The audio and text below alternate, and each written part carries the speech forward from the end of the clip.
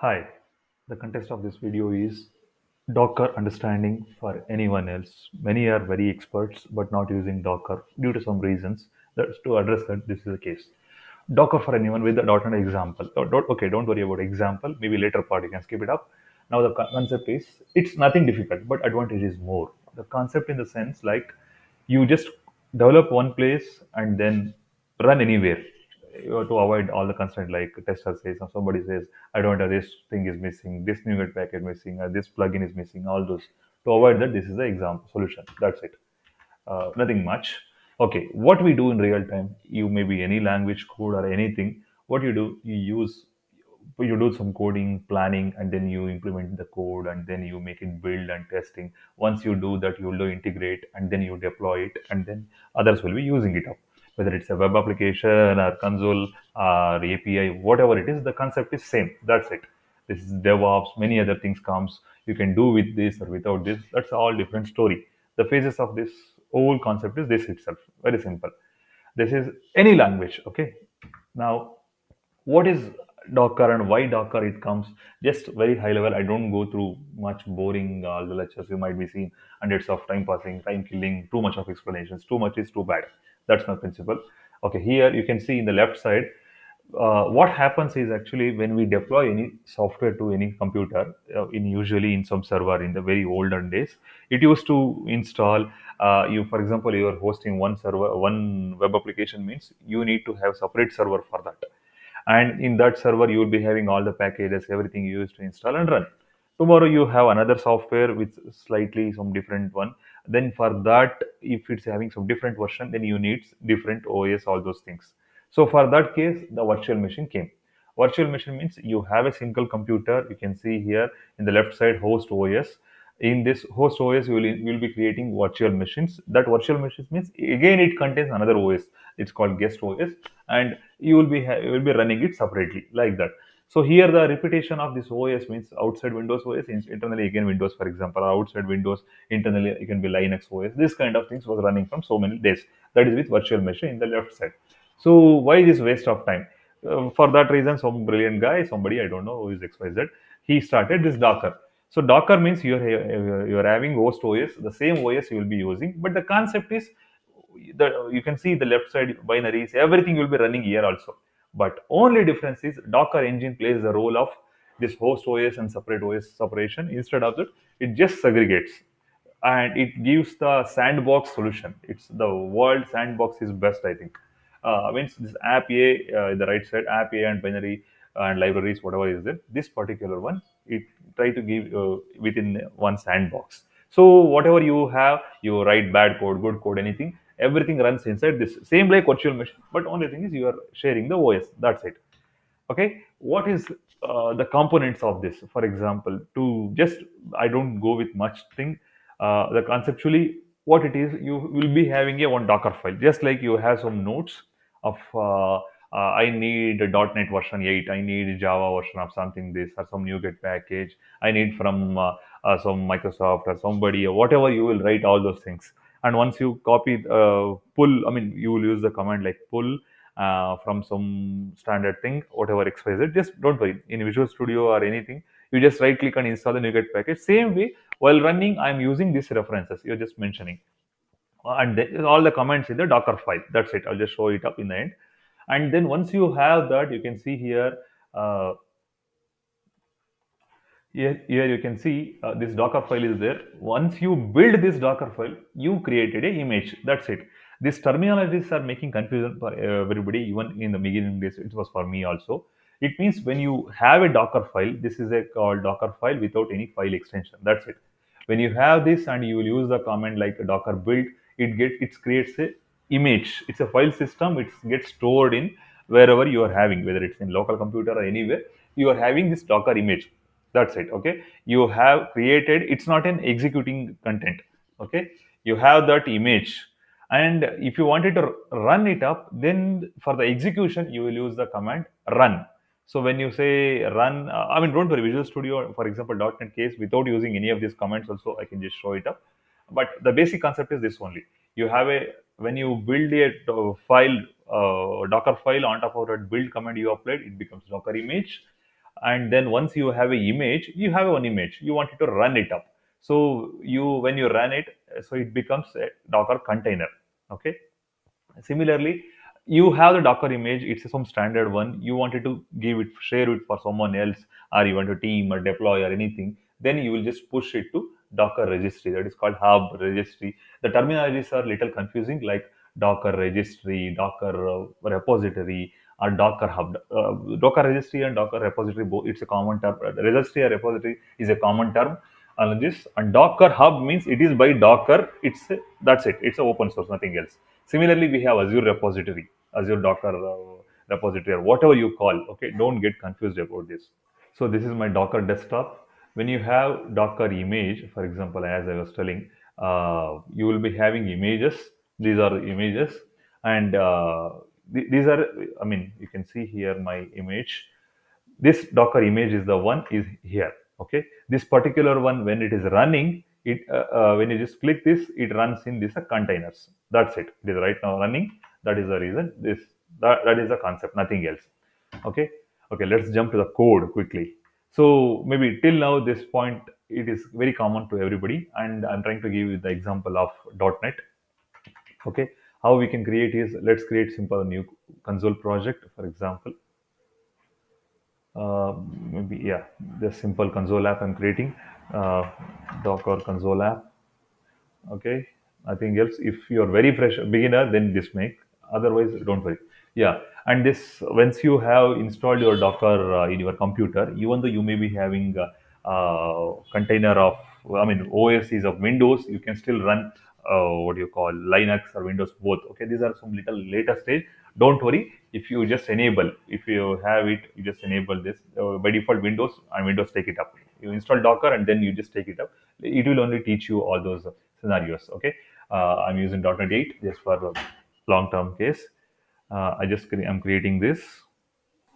When you did it, it's better you stay connected with internet. So many things happens. What happens is, when you do this, it is trying to, as I was telling, Docker file is created here.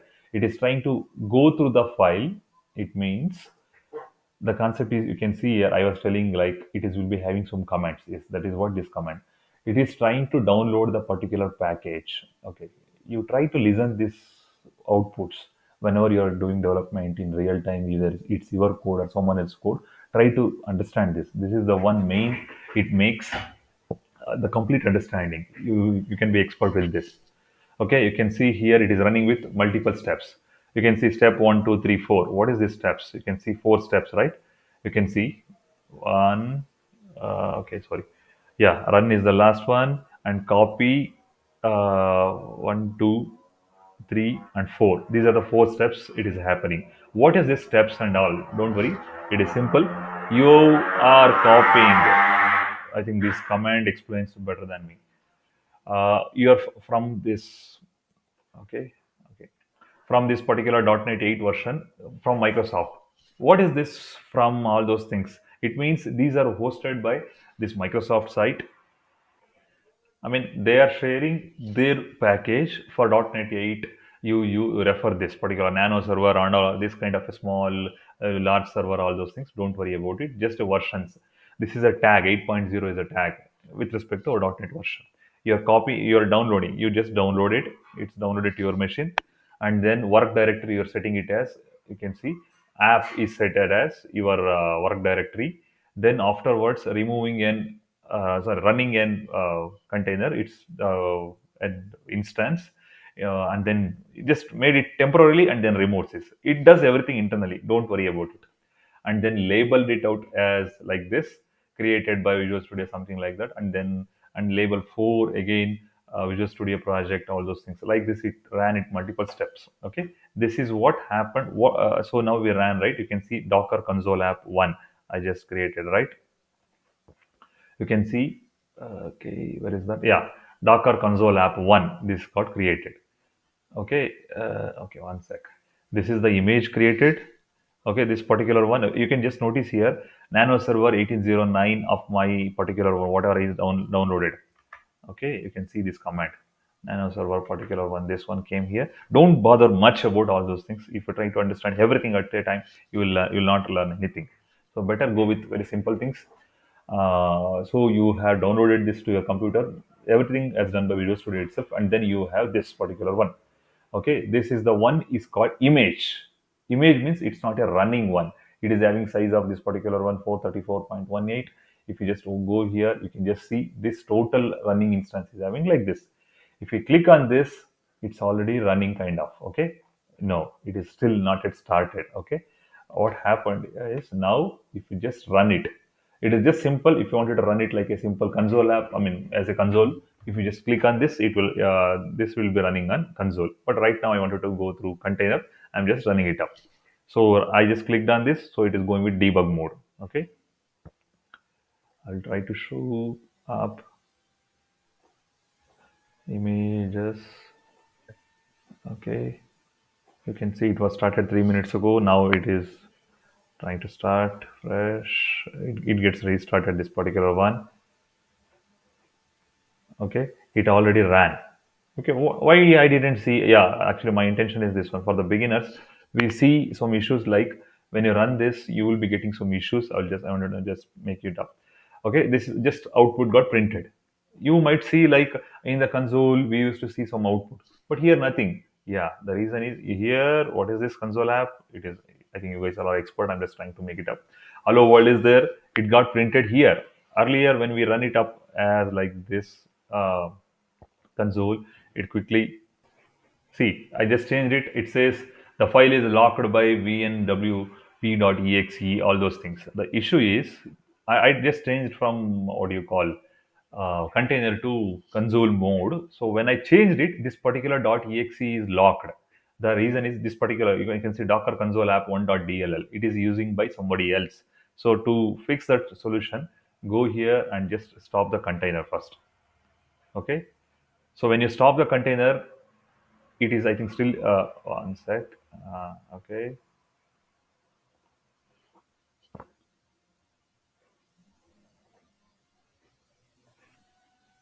yes, it got printed. That's it. So once you stop the container, it gets starts using. So here you have seen the output.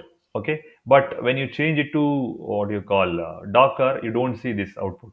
The reason is you didn't expect something else. So to make it up easy for that purpose, I just created a console. Sorry, what you call ASP.NET Core app. Nothing else. While creating new ASP.NET Core app, just choose a Docker. That's it. When you do this, when you run it up, uh, keep an eye on all of these things. See, everything is running within my system and it is taking total of this much memory. Okay, see, it opened in my other, I'm sharing another screen. So it just opened quickly. What happened?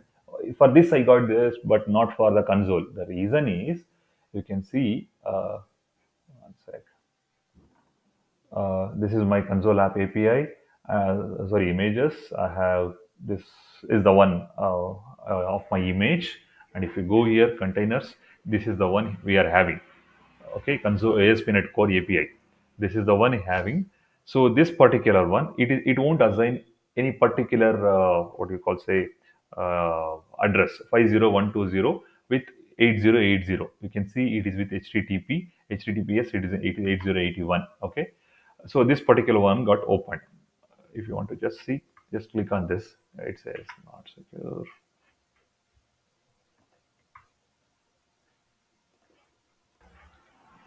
See, I'm just trying to click all these things.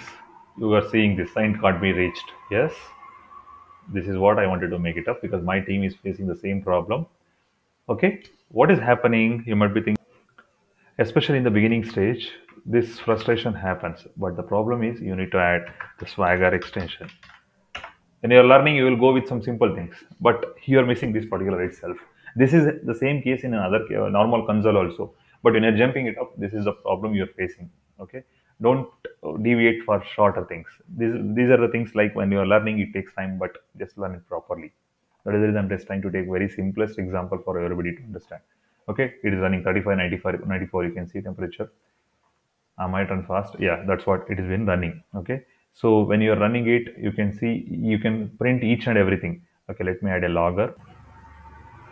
Let me add some log here. Zol dot. Okay, let me run it up.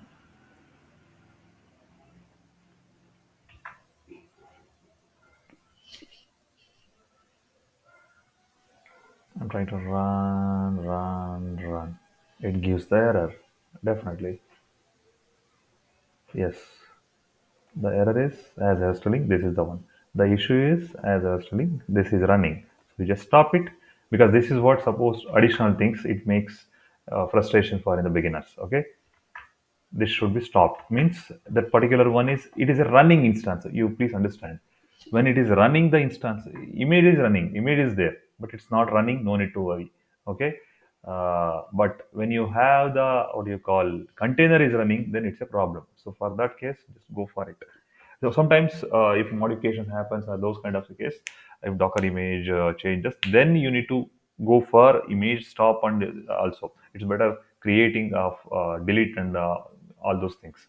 Okay, I just started the logger. What is this? Blah blah blah. Let me put it up. Try it out. Execute. It just says you're eating me at this particular time, 9:15, 18. Oh, it's time for lunch or dinner. You're reading me. Okay, this is what the difference. So I hope the troubles of this one, you should be stopping the container and then just taking it up. All these things, but while learning, you need to make it up, make a big jump. Then only you can just take advantage of all these things. So the apart from this, the advantage is like you are whether it's console application or anything, you are going through these stages, all those things. Okay, I forgot to mention so I think I already mentioned the containers. You are having the ports and all those things. Okay, this port execution. What happens is it's not defining the anything here inside this because it is running inside of your container. Means one computer inside another computer. It is not aware of outside what it is. What is the address? Okay, so outside address is disclosed here. Similarly, HTTP, HTTPS. Okay, all these things you are disclosing, and this information is mentioned in maybe for the beginners, not for the everybody. In your launch settings.json, okay, this is the one container Docker file you have under which you are having. It says what is your host, that is the available host. What happens sometimes? Some other application is having the same host address. Then it used to give the address. So simple option is just stop. I mean, what do you say? DNS flush also works. And another way is just stop your container image, everything, delete it. Delete means just go here and just delete it out. Nothing else. It's not a big deal. Okay, yeah, just delete it up. So once you do that, it automatically reassigns another port, all those things. Okay, that is the purpose. Now again, so once you do that, it assigns a new port and you will get it up. So it will be appearing on here when you go on top of container. It shows here this particular one, and then start using it up. So and it is mentioned in your this particular launch URL. HTTPS is this one ports 8081 and 8080. All these things it just made. Okay, users are also made. Now, our next option is once you made all these things, as I was trying to mention, you have this virtual Docker containers. Okay, so this Docker container, I think it's better to go through the Docker itself. Their explanations are a lot better than me. Containers can use volumes to store data. It means all data in a container will be lost once it is removed. Means if I remove that, it will be lost. So to make that I mean, as I was just showing the image, this container is running. If it is restarted or whatever, once you started back, also you need to continue with the data because that's what in the real time web app service or whatever you call Azure or anywhere. So you need to retain the data continuation of that. Don't mix up this one with Redis. That is a different thing. This is a different thing. Okay, so in that case, you need to go with these volumes. So this is what additional thing: create volume and start using it inside other all those things. Okay, I hope this makes it's helpful. And this is concept is remains same in all the technology, especially for .NET. This is the example. And as I was just mentioning, this is the Docker file. This particular Docker file is the one which is having no extension. Okay, make sure Docker build all those commands and all. Don't bother much. Okay, it's a simple thing.